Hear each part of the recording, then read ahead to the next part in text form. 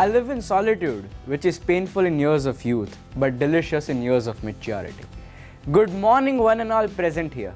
Today, I'm going to share a journey that many of us embarked upon or are about to. It's the journey of transformation where one leaves their comfort zone and begins the journey of becoming a hostelite. It was a regular evening and I was enjoying dinner with my parents. As we ate, our conversation turned towards my future plan for studies, and my parents already knew that I was interested in pursuing humanities. However, the main question that arose during the conversation was that whether should I pursue my higher secondary education in my hometown, that is Rajkot, or should I explore some other options? Well, my father was readily convinced that it is time for me to broaden my horizon and look what world unfolds for me rather than staying and studying in Rajkot. On the other hand, my mother was skeptical about this because it was her love. She was concerned about my well-being and safety and didn't want me to leave our house. Finally, after a long discussion, it was upon me to make a choice. I had to weigh both the pros and cons of each option and decide what was best for me. I thought for it for days and even consulted my elder brother who has been studying in Canada for past 2.5 years. He shared his experiences with me, the opportunities he had and how he grew as a person studying abroad.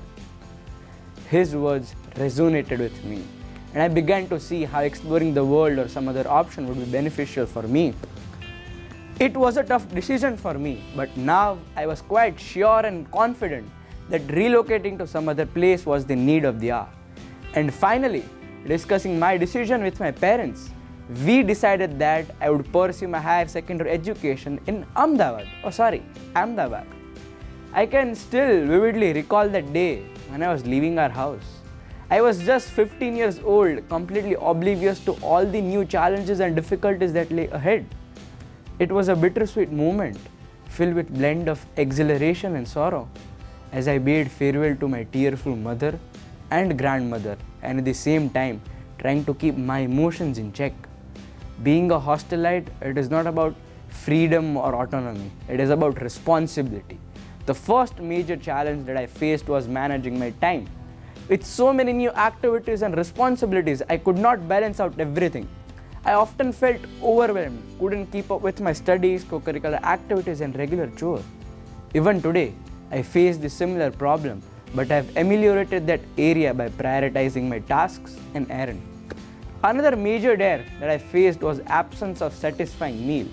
You know, hostel food generally has a reputation, and which is not a good one.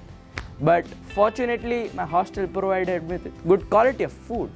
The main issue was mismatch between my school schedule and hostel's lunch timing, leaving me hungry. From then, I started appreciating and valuing home-cooked meals like never before.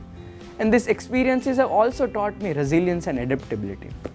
As a naturally reserved individual and byproduct of an all-boys educational background, I found the daunting task of forging new friendship and adjusting to an unfamiliar setting, particularly when the class gender ratio was 23 girls to 5 boys. And you know what's boring about this? Like literally everything. During the initial period, the most challenging obstacle that I faced was feeling of homesickness, lost, loneliness. For 6 long months, I yearned for my family. And I discovered that it wasn't a simple case of homesickness. Whenever I kept myself busy with my task, I was able to cope up with that. However, during moments of idleness, the longing of my family would consume me, and the persistent fear of missing out on precious moments with them would weigh heavily on my mind each day.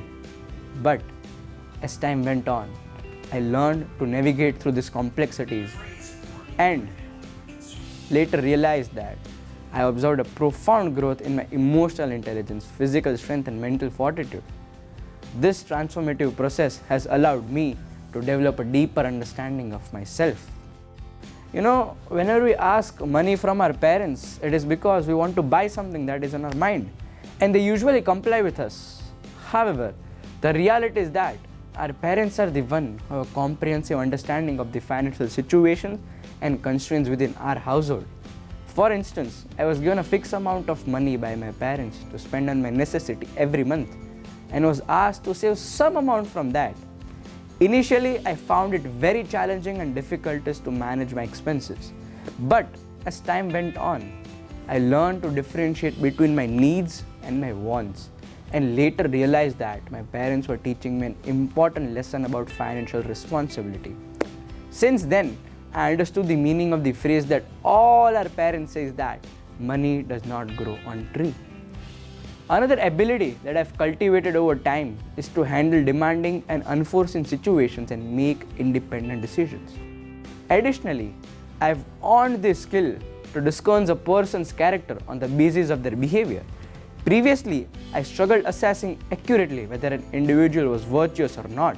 However, through my experience here, I've come to realize that by silently observing an individual, their manner of conduct and their manner of speaking, we all can make insightful judgment about their character. This has not only protected me from potential harm, but also allowed me to form relationship with individuals resonating integrity and kindness. But even today, after 1.5 years, there are days where I find myself sitting alone at my desk, staring at my schoolwork, but unable to muster the motivation to even pick up a pen. It is as if heavy clouds of disinterest and loneliness have settled over my mind.